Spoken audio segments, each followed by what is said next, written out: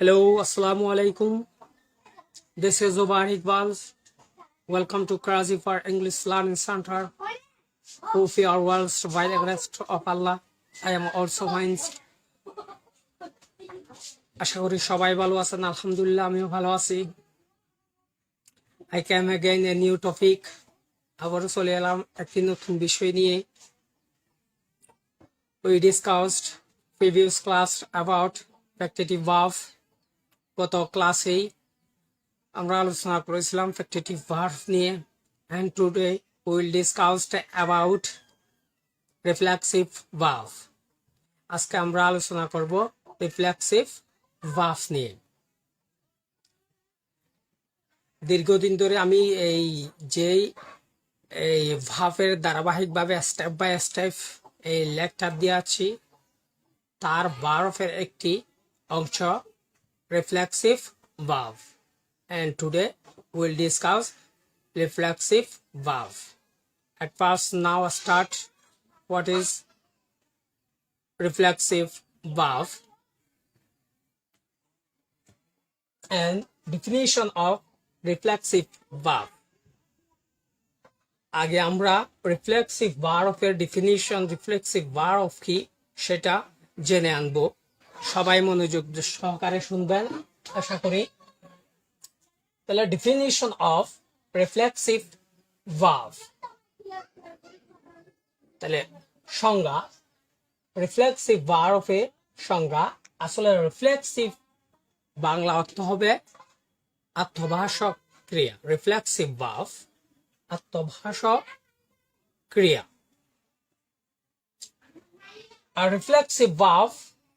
A reflexive verb is a transitive verb whose subject and object always refer to the same person or thing, so the object is always a reflexive pronounced.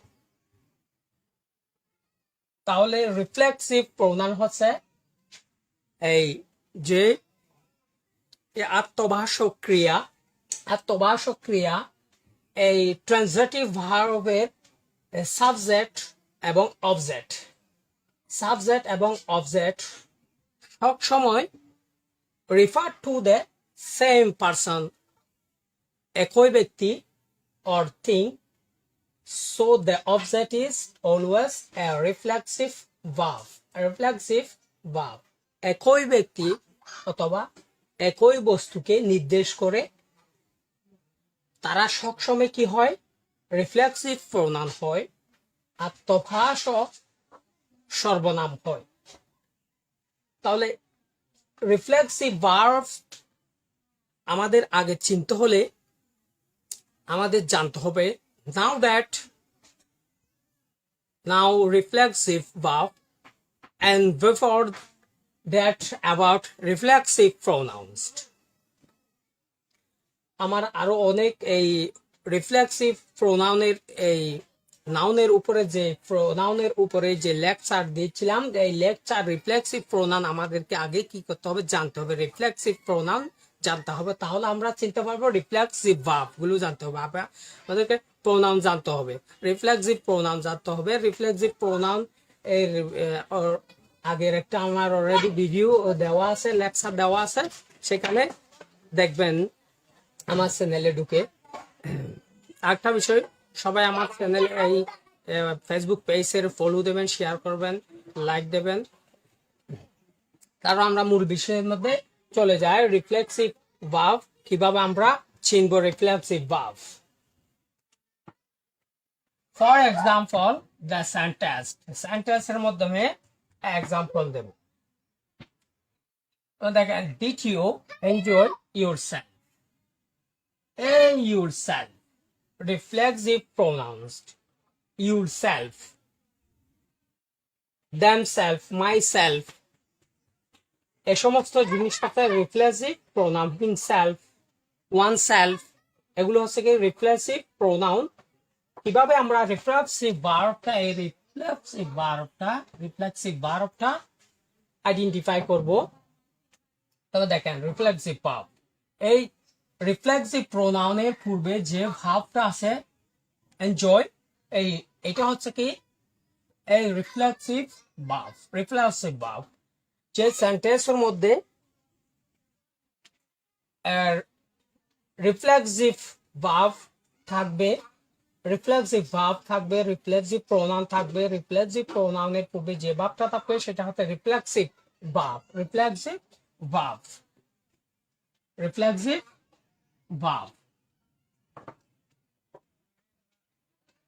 Did you enjoy yourself? তুমি কি নিজেই নিজেই কি enjoy করতে পারো? নিজে নিজে কি এনজয় করতে পারো? এটা হচ্ছে কি রিফ্লেক্সিভ ভার্ব, আর এটা হচ্ছে কি reflexive pronouns. Reflexive pronoun yourself, যে সমস্ত নিজে নিজে কাজ করা হয়, ইউরসেলফ, মাই সেলফ, হিমসেলফ, এই হারসেলফ, দেমসেলফ, এই সমস্ত জিনিস হচ্ছে রিফ্লেক্সিভ প্রোনাউন্স। যে সেন্টেন্সের মধ্যে রিফ্লেক্সিভ প্রোনাউন এই থাকবে, রিফ্লেক্সিভ প্রোনাউন থাকবে, তার সেন্টেন্সের মধ্যে যে একটা ভার্ব থাকবে সেটা হচ্ছে রিফ্লেক্সিভ ভার্ব। সেটা হচ্ছে কি রিফ্লেক্সিভ ভার্ব। ওকে, একটা গেল, এক নম্বর গেল। তাহলে 2 নম্বর, আই ওয়াশ মাই সেলফ। এই দেখেন my self, I wash my self, আমি আমার আমি নিজে নিজে কি করি, আমি আমার নিজে নিজে দ্রুত থাকি। ওয়াশ, এটা হচ্ছে কি রিফ্লেক্সিভ ভার্ব, আর myself reflexive pronoun. Reflexive pronoun.